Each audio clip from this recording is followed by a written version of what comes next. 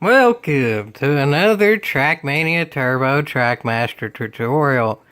This particular one is 33. I know I'm kind of going in order again like I did with it in the teens, but that's just how it is.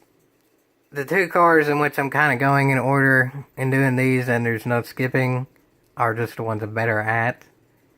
I'm sure there's other channels out there that are more consistent in the other cars, but again, as I said at the very beginning, as far as I know, I'm the only one actually doing spoken tutorials and not just like showing a replay.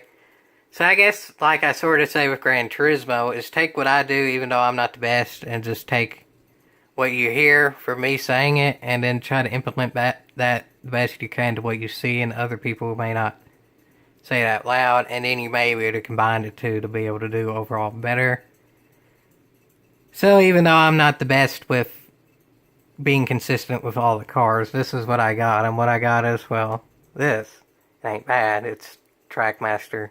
Eventually, this one was a one and done with Trackmaster. I didn't improve when I already had Trackmaster, but nonetheless, I got it. And even starting off, I sort of kind of missed it. But even starting off, there's not much steering motion, but you do actually kind of want to go to the left a little bit, but literally a little bit, or else you're going to hit that wall. But once you do, if you avoid that wall, you're good. Stay stable going into where it cuts off your engine, just so you don't lose speed during that, because the engine's off, it's harder to retain it. And you want to stay stable too, because even though I wasn't perfectly in the middle for that, because I had to do a bit of a left turn to begin with, you pretty much have to be in the middle to make that jump. Not perfectly. Do as much steering as you need to make the jump, but not too much, just because your engine is off here. But just get enough in the middle to make those sections.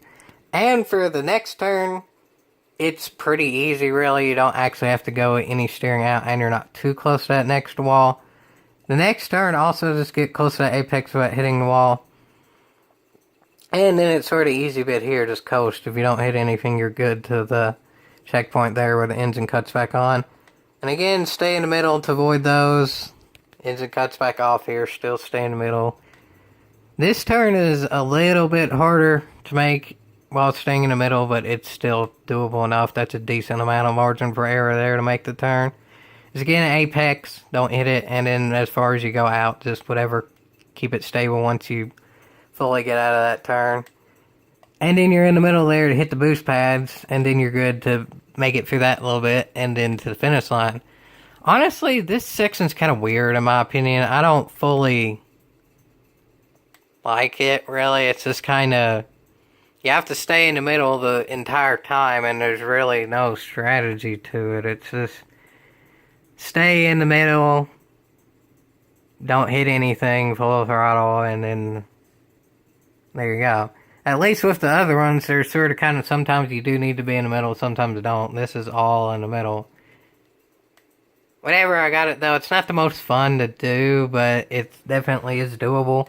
I would say it's easier than the last one, but isn't quite as easy as 31.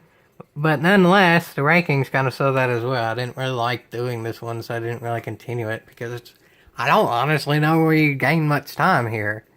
Middle is middle. There's not too much you can really do strategy-wise there, and the middle is the entire course.